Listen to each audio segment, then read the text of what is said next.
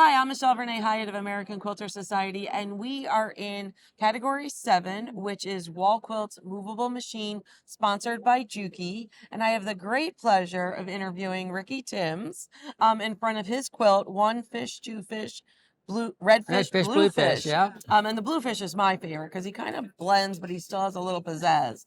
So, Ricky, talk to me a little bit about this design.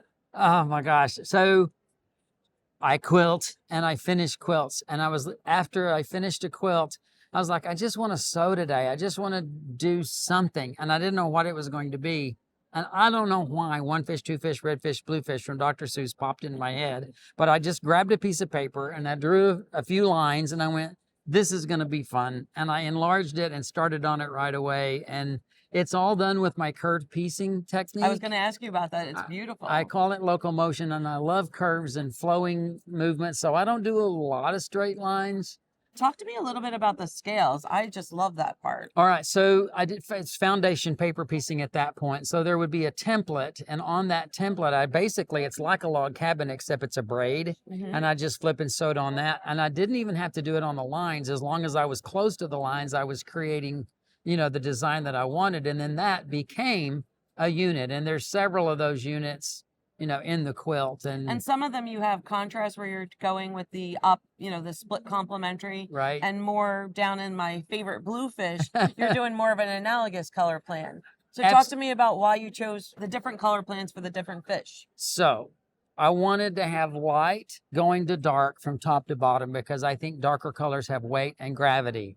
And then the fish themselves, it's one fish, two fish, red fish, blue fish. So I had to have the bottom two fish be those colors. Red and blue. And the blue one, he kind of hides down there, but they all nest together. Well, not all, but they nest together. And it was a fun design. No, it just feels like, to me, looking at it, it's very calming. And you can see like the movement of them kind of, what you would expect them to be in the ocean. Right. So it's terrific job there. Thanks. Talk to me a little bit about the quilting, because this is a little different for you. So I am a domestic sit down, push the quilter, right? But I have a long arm now, and I wanted to explore digitizing, and I wanted to explore, I'm not a baby quilter anymore, and I like trying new things. And so I digitized this entire design because I wanted long flowing lines that were perfectly nested. And that's not ruler work. No. It's something that I couldn't do on a